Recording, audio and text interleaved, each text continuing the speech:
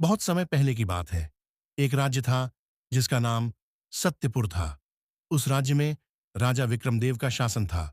न्यायप्रिय, दयालु और बुद्धिमान राजा। उनके राज में हर कोई सुखी था। लेकिन पहाड़ों के उस पार एक छोटा सा गांव था जो भुखमरी से जूझ रहा था। बारिश कई सालों से नहीं हुई थी। फसलें सूख चुकी थीं और लोगों के घरों में अनाज का एक दाना भी नहीं बचा था। उसी गांव में चार दोस्त रहते थे। रघु, मोहन, बलदेव और गंगाराम।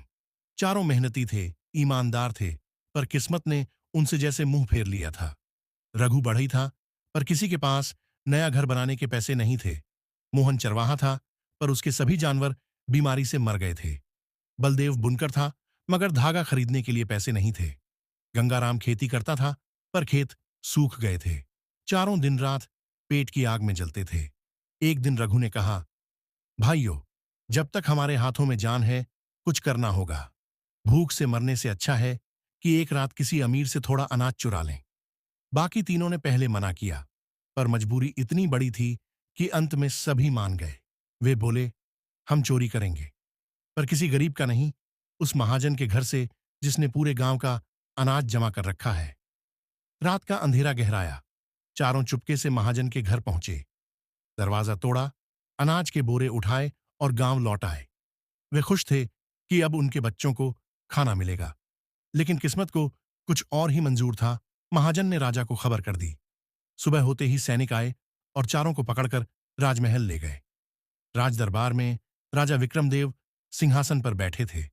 चारों चोर सिर झुकाए खड़े थे। राजा ने कठोर स्वर में कहा, राज्य में चोरी सबसे बड़ा अपराध है। तुम चारों को सूर्योदय होते ही फांसी दी जाएगी। ये सुनते ही दरबार में सन्नाटा छा गया। लेकिन चारों में सबसे छोटा गंगाराम घुटनों पर गिर पड़ा। महाराज, हमें मरना मंजूर है, पर आखिरी बार अपनी बात कहने का अवसर दें। हमारे गुनाह की सजा आप दें, पर पहले हमारी कहानी सुन लीजिए। राजा ने इशारा किया। ठीक है, बोलो। रघु की कहानी। रघु बोला, महाराज, मैं एक बढ़ई हूं। मेरे हाथों से इस गांव के मंदिर बने हैं, कई लोगों के घर बने हैं। लेकिन इस साल सूखा पड़ा, कोई काम नहीं मिला। मेरे घर में 5 दिन से चूल्हा नहीं जला। मेरे बच्चे भूख से तड़प रहे थे। मैं भिक्षा मांगने गया, पर किसी ने नहीं दी।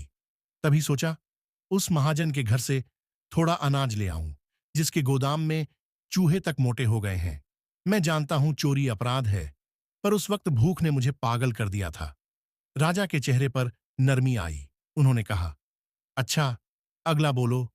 मोहन की कहानी। मोहन ने कहा, महाराज, मैं चरवाहा था। मेरे पास 20 बकरियां थीं। एक बीमारी आई और सब मर गईं। मेरे पास कोई सहारा नहीं बचा। मेरे बूढ़े माता पिता भूख से रो रहे थे। मैं दिन भर दर दर भटका, काम खोजा, कुछ नहीं मिला। जब रघु ने कहा कि चलो अनाज ले आते हैं, मैंने कहा, अगर मां को 2 कौर खाना मिल जाए तो शायद उनका आशीर्वाद मुझे माफ कर देगा। राजा ने कुछ नहीं कहा, पर उनकी आंखों में करुणा झलकने लगी। बलदेव की कहानी। बलदेव ने कहा, महाराज, मैं बुनकर हूं। मेरी पत्नी बीमार थी। दवा खरीदने के लिए पैसे नहीं थे। मैंने कई जगह जाकर काम मांगा, पर किसी ने नहीं दिया।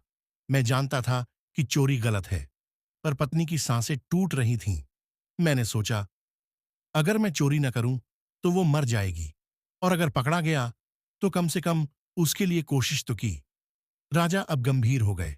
उन्होंने कहा, और तुम चौथे? गंगाराम की कहानी। गंगाराम ने रोते हुए कहा, महाराज, मैं किसान हूं। धरती मेरी मां है, लेकिन इस साल उसने भी हमें कुछ नहीं दिया। मेरा बेटा 3 दिन से भूखा था।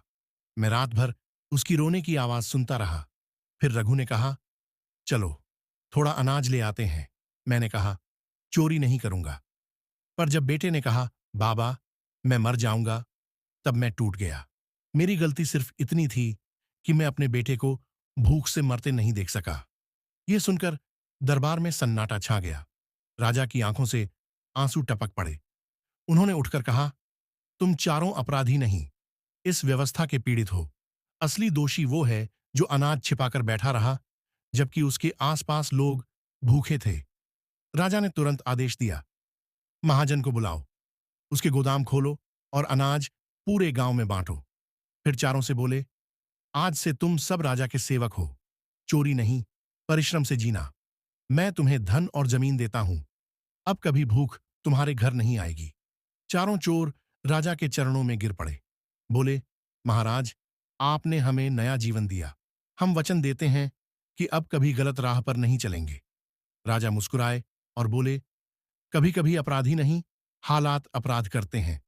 सच्चा राजा वही है जो इंसान के भीतर की सच्चाई देखे। अगर आपको यह कहानी पसंद आई हो तो बेल आइकन को दबाएं और चैनल को सब्सक्राइब जरूर करें वीडियो देखने के लिए। और ऐसी कहानी और भी सुनने के लिए चैनल को अपना पूरा सपोर्ट करें। धन्यवाद।